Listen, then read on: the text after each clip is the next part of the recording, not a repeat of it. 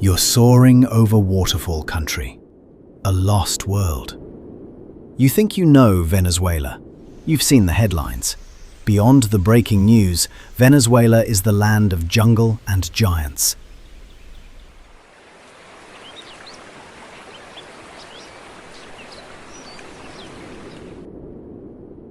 It is mountains that rise from the jungle like islands above the clouds, their summits hosting plants that exist nowhere else. It is a sky that never stops burning, lightning igniting the same horizon every night for most of the year.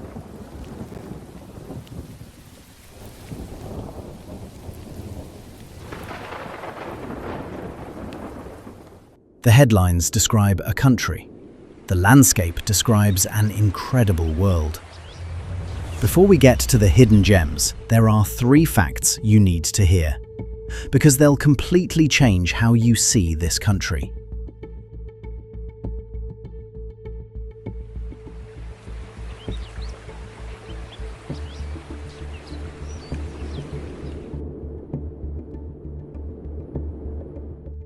As we prepare to dive into these incredible scenes, make sure to hit that like button and subscribe to Worldly.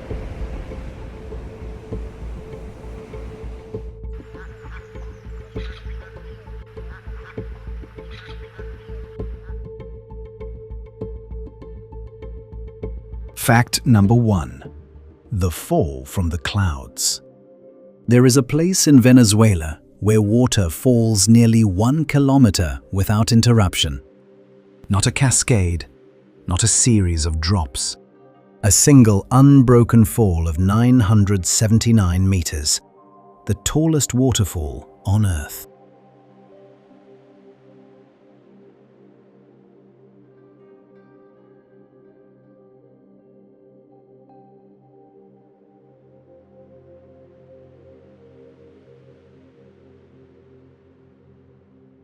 Angel Falls plunges from the edge of Tepuis, one of Venezuela's ancient flat-topped mountains, falling so far that much of the water atomizes before it reaches the ground, arriving not as a river, but as mist, a permanent cloud at the base of the cliff that feeds the jungle below, even in dry season.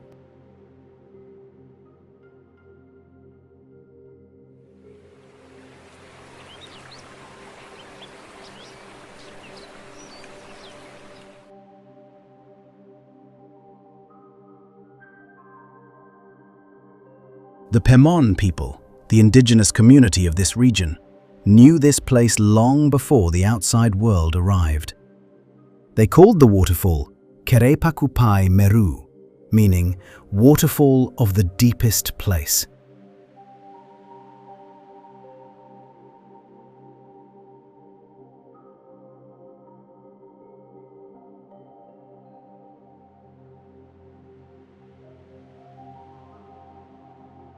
The name is geographic and precise. It describes not the height of the fall, but the depth of the plunge pool beneath it, a natural cistern carved into bedrock by the impact of water over millennia.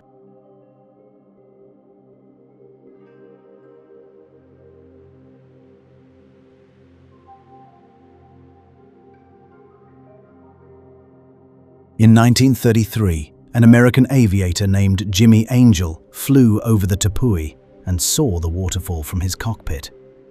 He returned. He tried to land on the summit. His aircraft became mired in the soft ground and was stranded there for 11 years before it was recovered. The waterfall was named for a man who crashed trying to reach it. There is something fitting about that.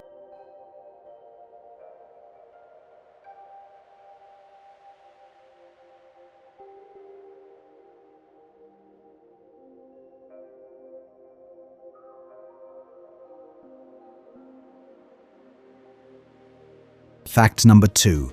The lightning that never stops. At the mouth of the Catatumbo River, where it meets Lake Maracaibo in northwestern Venezuela, a lightning storm ignites the sky for more than 140 nights every year.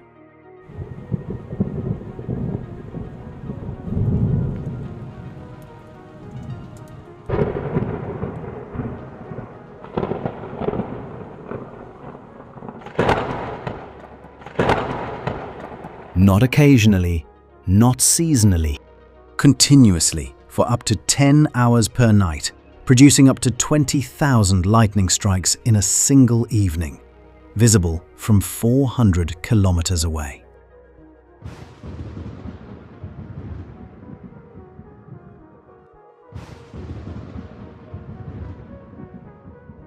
Sailors called it the Lighthouse of Maracaibo and used it to navigate the Caribbean long before lighthouses existed on this coast. The phenomenon is not fully understood. The most accepted explanation involves the collision of warm, humid air from the Caribbean with cold air descending from the Andes, meeting precisely above the lake at a convergence point that generates persistent atmospheric electrical charge. Whatever the mechanism, the result is singular.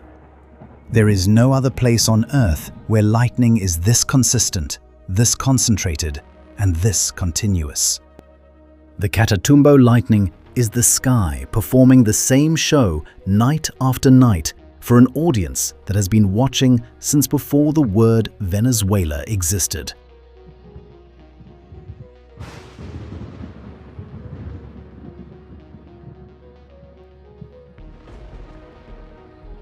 Fact number 3. 1 billion years of stone.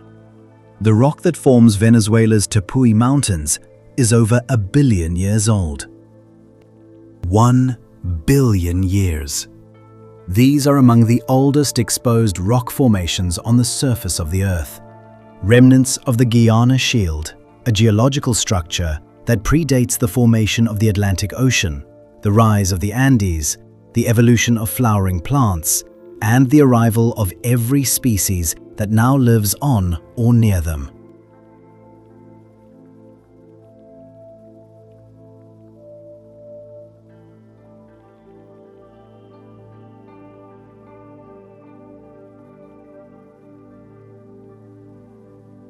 When the surrounding jungle eroded the softer rock around them, the Tepuis were left standing.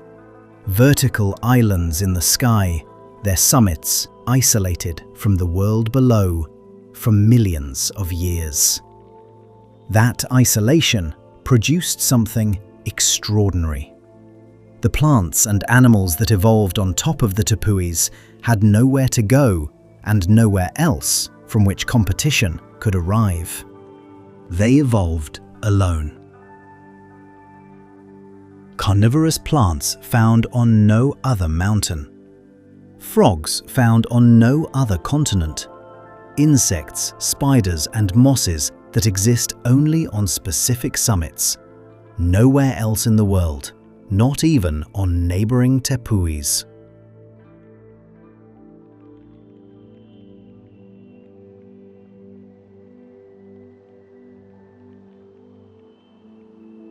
The Tepuis are not mountains. They are arks. Vessels that carried ancient life through geological time and deposited it, still alive, into the present.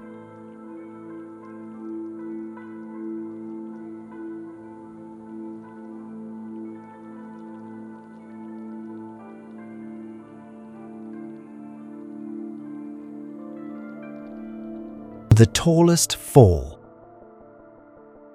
The approach to Angel Falls is part of the experience. There is no road, no cable car, no easy path from the airstrip at Canaima to the base of the falls.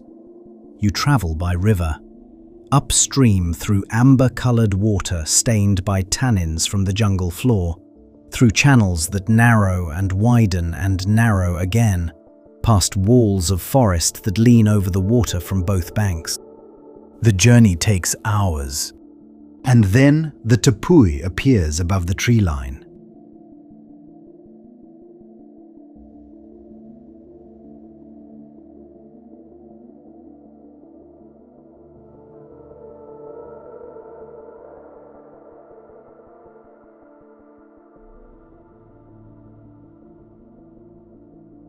Auyan Tepui is not a typical mountain. It is a mesa, a flat-topped plateau covering approximately 700 square kilometers, its walls rising vertically from the jungle in faces of dark sandstone that the rainforest cannot climb. Its summit exists in a separate climate from its base. Clouds form around its walls, rain falls on top, while sunshine reaches the jungle below.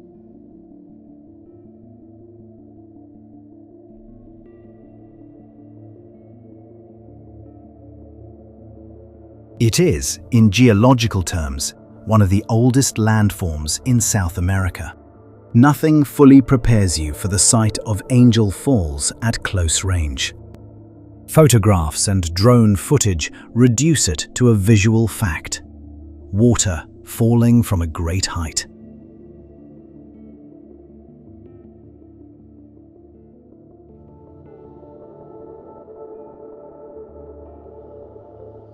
In person, what registers is not primarily visual.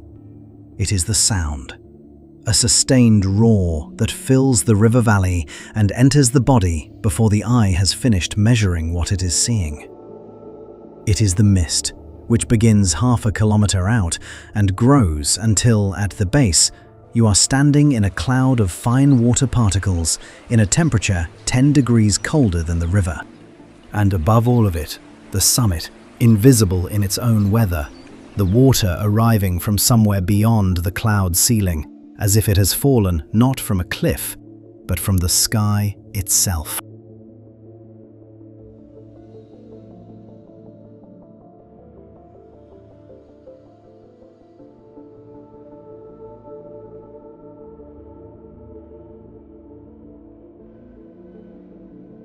Where water shapes the world. Canaima National Park is the 6th largest national park on Earth. It covers 3 million hectares, an area larger than Belgium, and contains within it some of the most visually extraordinary landscapes on the continent.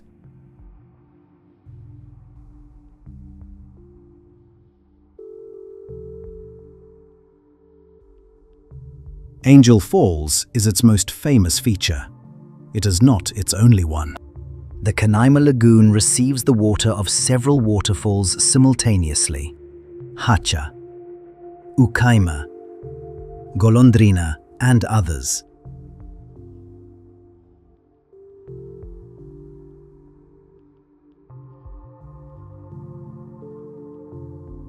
Each one substantial enough to be a destination on its own.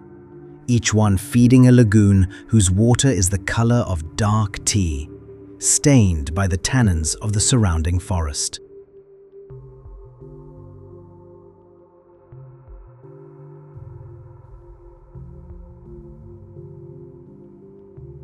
The tannin color is not pollution, it is chemistry. Organic compounds leaching from decomposing vegetation on the forest floor. The same chemistry that colors rivers across the Amazon basin and the Congo.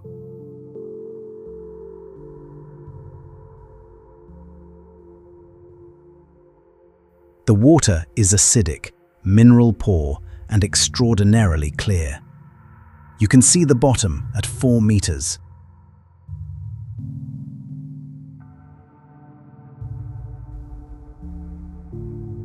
Sapo Falls. A broad curtain of water falling over a lip of rock allows visitors to walk directly behind it along a ledge, the full force of the water centimeters away. The jungle visible through the falling curtain as a green and distorted impression of the world outside.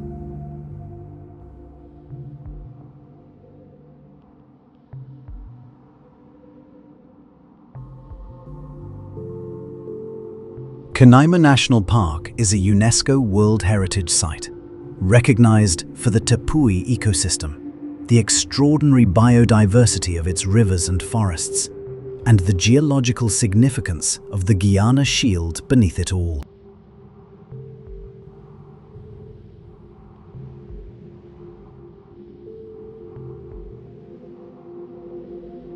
It is a park built on ancient stone, fed by constant water, and shaded by a canopy that has been here in one form or another for millions of years.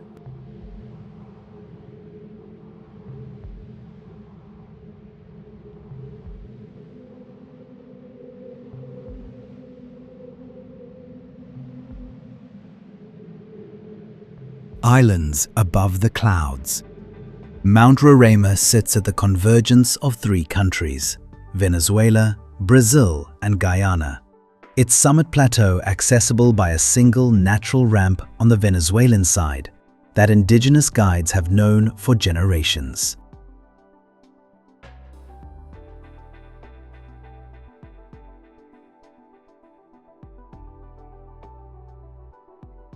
The climb takes days.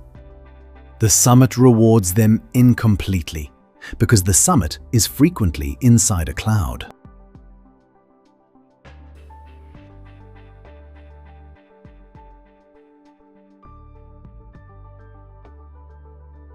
What grows here grows nowhere else. The isolation of the Tepui summit, separated from the forests below by hundreds of meters of vertical cliff, swept by constant rain and wind, rooted in nutrient-poor sandstone, created conditions that forced life into extraordinary adaptations.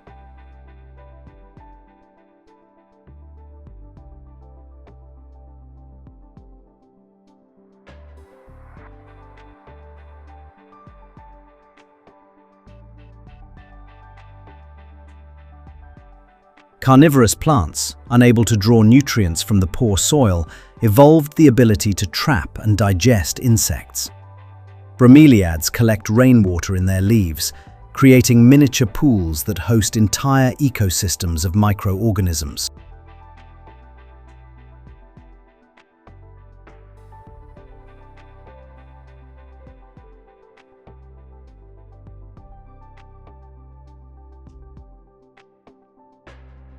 The frogs here, small, black, unable to jump particularly well, have no predators on the summit and no reason to leave. They have been here, evolving in place, for millions of years.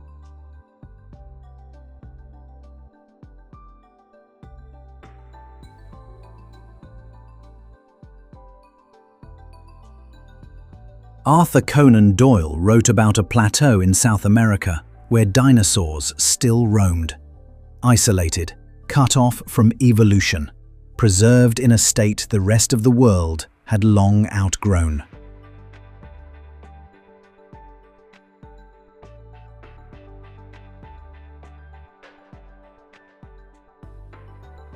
He had heard descriptions of the Tepuis. He had never seen one. He called his book The Lost World. He was not entirely wrong about the premise. The Tepuis are not lost worlds in the sense of being undiscovered. They are lost in time.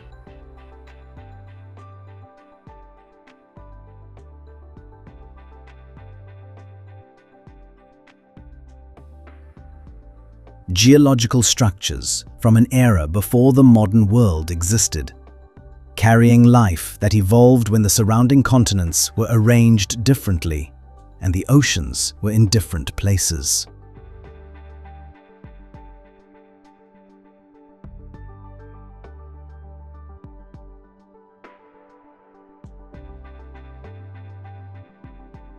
The ancient plain. The Gran Sabana occupies the southeastern corner of Venezuela and extends into Brazil, a highland plateau of ancient sandstone covered in grassland, crossed by rivers that run in colors from clear to amber to black, depending on what they have passed through.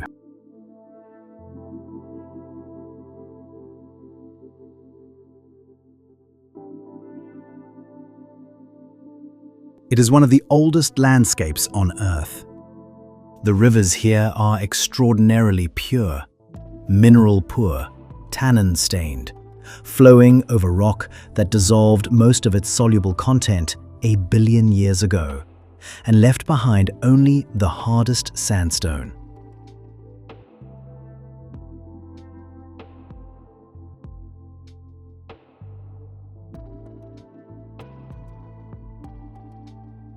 Scientists describe these rivers as some of the softest water on Earth, so lacking in dissolved minerals that they support almost no algae, their clarity a function of their chemical poverty.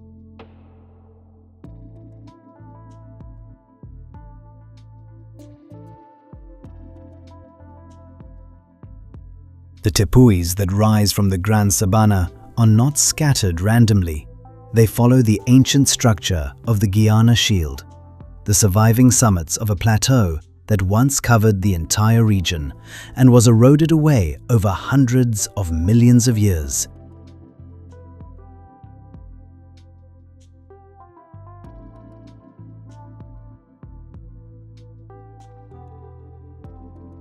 Leaving only the hardest formations standing. The Pemon people have lived in the Gran Sabana for centuries, their settlements organized around the rivers and the tepuis that their culture has made sacred. The names they gave to the landscape, to waterfalls, rivers, and mountains, are still the names used on Venezuelan maps. The Gran Sabana is not empty. It is full of things that take time to see.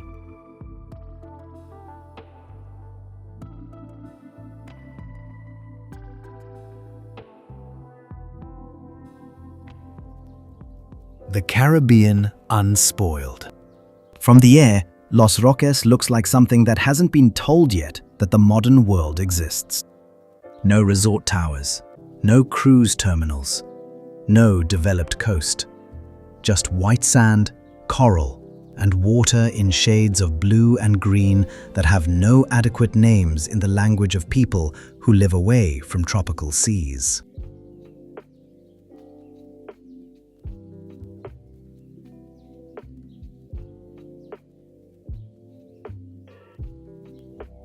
Los Roques is a Venezuelan national park, a protected archipelago 90 kilometers off the mainland coast where access is controlled.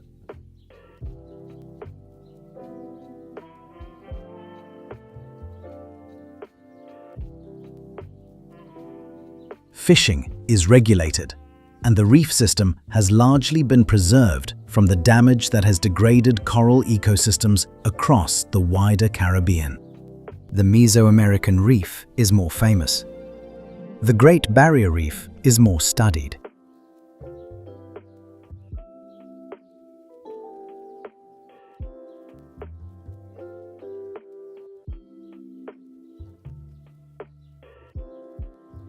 Los Roques is simply, by most accounts, more intact. The shallow lagoon at the archipelago's center creates conditions of extraordinary clarity and color. The white sand bottom reflecting light upward through clean water, producing the turquoise that aerial photographs have made famous.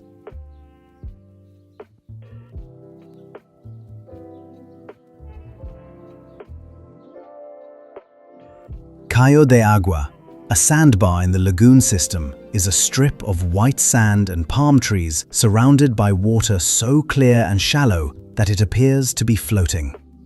At night, the lagoon produces bioluminescence, microscopic organisms that emit blue light when disturbed, turning a swimmer's wake into a trail of cold fire.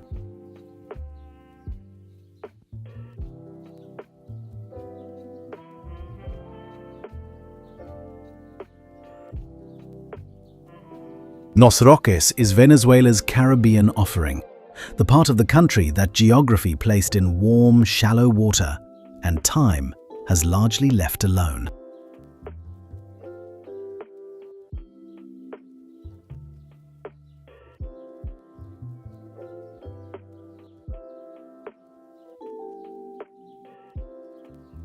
Where the land dissolves into sea.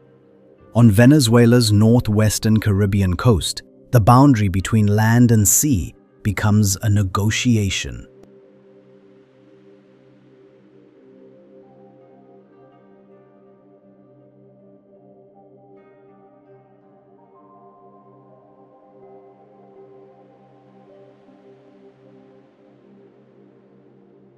Morrocoy National Park is a coastal ecosystem where mangrove forests, coral reef, shallow lagoon, and open Caribbean exist within a single protected zone.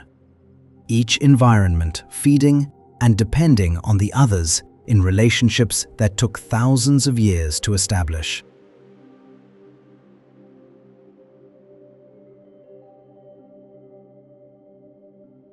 The mangroves are the park's foundation. Their root systems filter sediment from river runoff before it reaches the reef, provide nursery habitat for fish and crustaceans, and protect the coastline from storm surge with an efficiency that no engineered seawall can match. Without the mangroves, the reef weakens.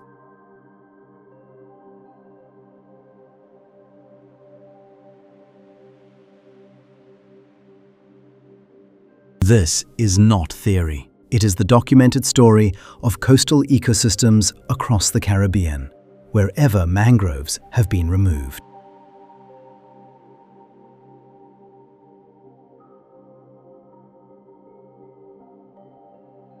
Flamingos feed in the park's shallow coastal lagoons. Their pink coloration, like the scarlet ibis of the Orinoco Delta, a direct product of diet. The carotenoid pigments from the crustaceans they filter from the mudflats accumulate in their feathers, their skin, and eventually their eggs. A flamingo raised in captivity without the right diet fades to white. Their color is not theirs. It is borrowed from the ecosystem.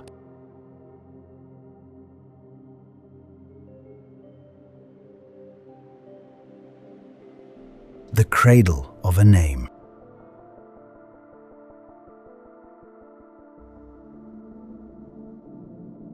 When Spanish explorers arrived at Lake Maracaibo in 1499, they saw communities built on stilts above the water.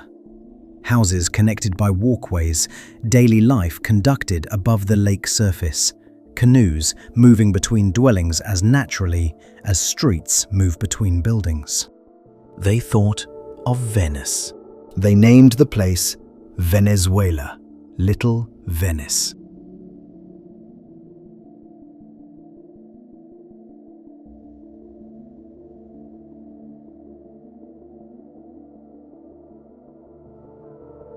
Lake Maracaibo is one of the oldest lakes on Earth, estimated to be between 20 and 36 million years old, which places it among a small group of ancient lakes whose depth of time has produced unique endemic species found nowhere else.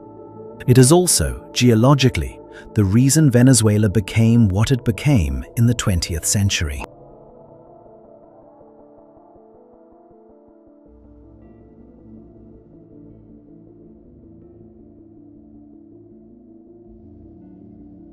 Beneath the lake and its surrounding basin lies one of the largest oil deposits in the Western Hemisphere. The first significant oil strike came in 1914. By mid-century, Venezuela had become one of the wealthiest countries in South America. Its economy transformed by petroleum as completely and as rapidly as any oil-producing nation in history.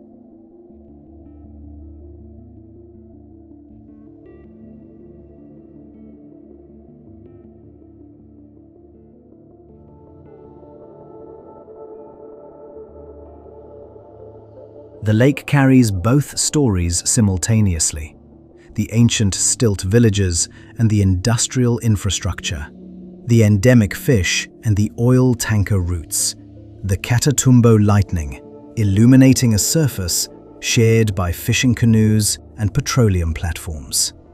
Lake Maracaibo is a place where the ancient and the industrial exist in the same water. Neither has finished with the other.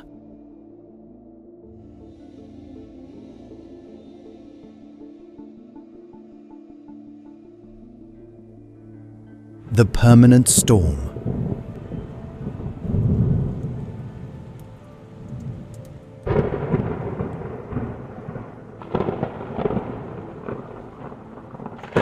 It begins the same way every night. The Andes cool as the sun drops. The humid air from the Caribbean pushes inland. The two air masses meet above the mouth of the Catatumbo River, where it enters Lake Maracaibo, and the sky ignites.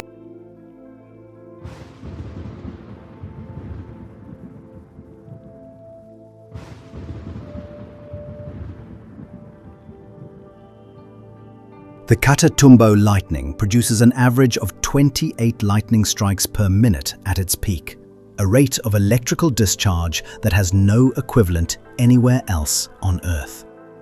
During active periods, the storm can run for 10 continuous hours, producing between 20,000 and 40,000 individual strikes in a single night. For most of those centuries before the word electricity existed as a concept, the people of this region watched this sky and interpreted it as best they could.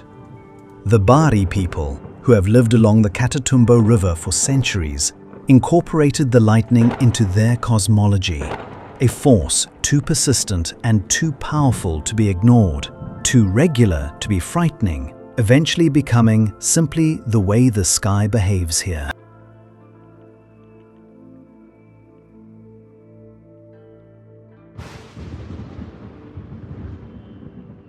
That comfort is earned. The lightning does not strike the lake's surface with unusual frequency. It is cloud to cloud and cloud to ground lightning, primarily in the mountains and the air above them, not on the water. The fishermen of Lake Maracaibo have worked under this sky for generations, continuing their work through displays that would stop traffic in any city on Earth. What is extraordinary to a visitor is simply weather to a resident.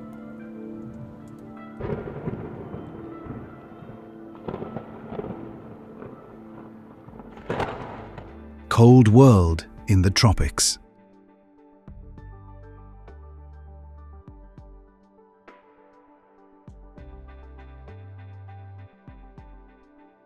Most people do not associate Venezuela with mountains. They should. The Venezuelan Andes extend into the country from Colombia in the northwest, creating a highland zone that reaches above 5,000 meters and contains one of the most unusual ecosystems in South America, the Paramo.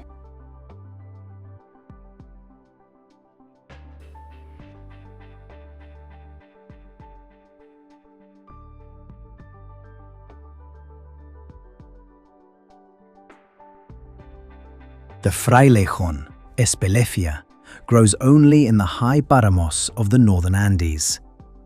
It is a succulent that has adapted to cold, high-altitude conditions by growing thick, water-storing leaves covered in fine silver hairs that trap moisture from the clouds that move through the paramo almost continuously. It grows approximately 1 centimeter per year. A frailejón 2 meters tall is, by that measure, 200 years old.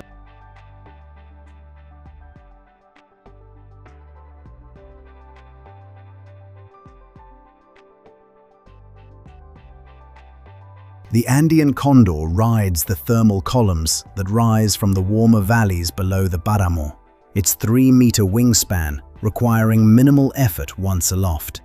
It is among the heaviest flying birds on Earth and one of the longest lived.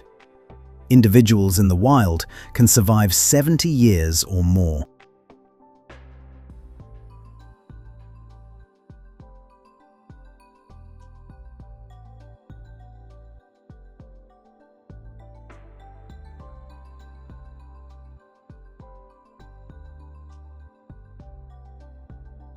Pico Bolivar, at 4,978 meters, Venezuela's highest peak, rises above the city of Mérida, where a cable car system once carried visitors to within sight of the glacier.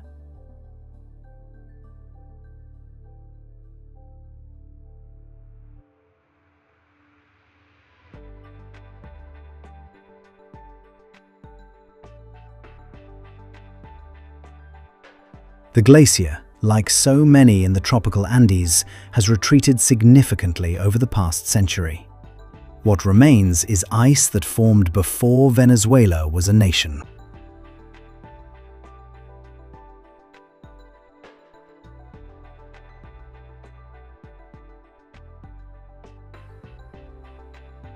The Venezuelan Andes are a world apart from the jungle and the plains.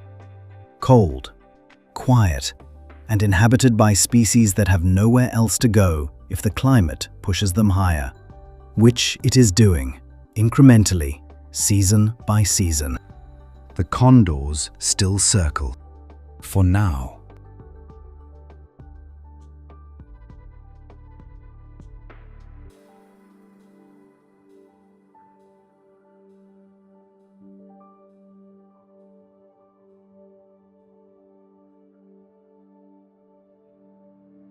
The wildlife plains.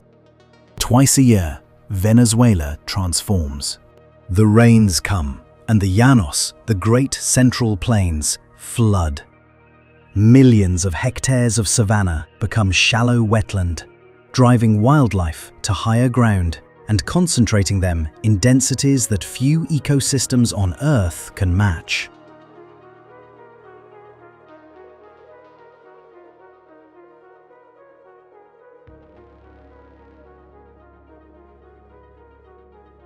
Then the dry season comes. The water retreats, the grass returns, and the cycle begins again. The Llanos cover roughly a third of Venezuela's total land area. They extend into Colombia in the west and drain southward toward the Orinoco River, the great artery of Venezuelan waterways that carries runoff from the Andes and the Guiana highlands to the Atlantic.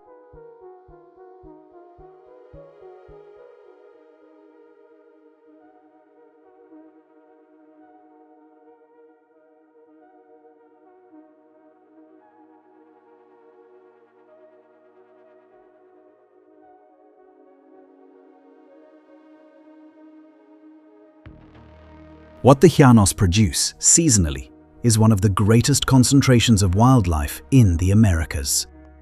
Capybara are the Llanos' most visible inhabitants, semi-aquatic, social, and extraordinarily numerous in the wetland season.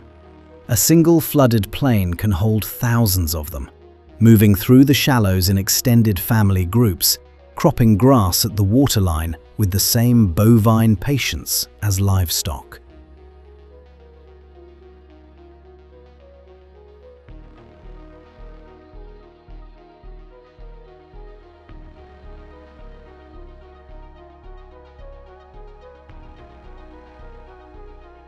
They are prey for everything larger.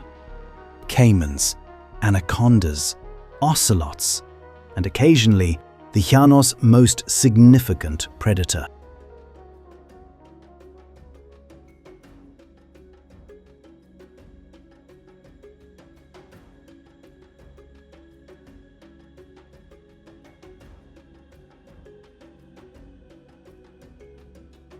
The jaguar is not primarily a rainforest animal. It is a habitat generalist, found in jungle, savanna, mangrove and wetland, wherever prey is sufficient and human pressure is low enough.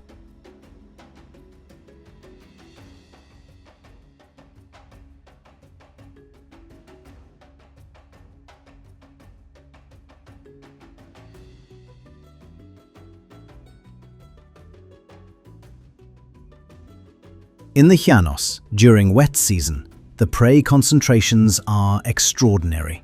A jaguar here hunts capybara, caimans, and river fish in an environment that the annual flood renews completely. Giant river otters move through the channels in family groups, hunting cooperatively, communicating continuously, their voices audible from a distance that seems too great for animals of their size.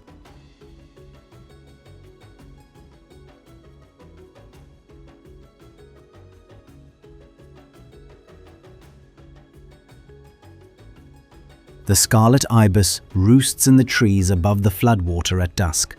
Hundreds of birds turning a single tree crimson, then lifting into the last light in a movement that seems choreographed and is simply instinct.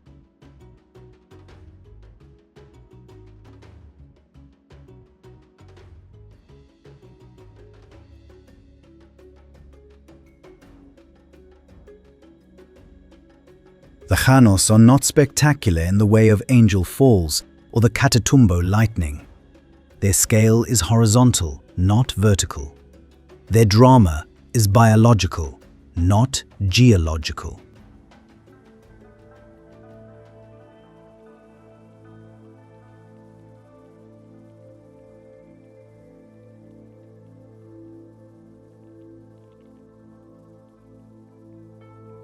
But stand at the edge of a flooded plain at dawn, the mist rising, the ibis calling, the caiman surfacing, the capybara moving through shallow water in a slow, unhurried mass, and you understand why naturalists who have seen the Serengeti and the Okavango and the Amazon still describe the Venezuelan Llanos as something apart.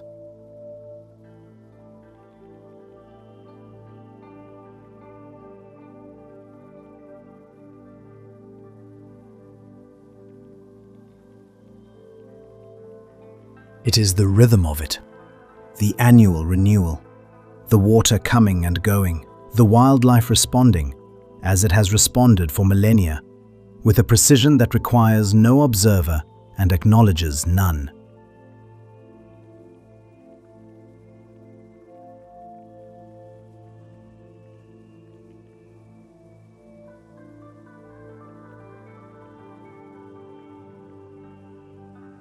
Venezuela is not a headline. It is the tallest waterfall on Earth. It is mountains older than the Atlantic. It is a sky that never stops burning. The world has been looking at the wrong part of the story.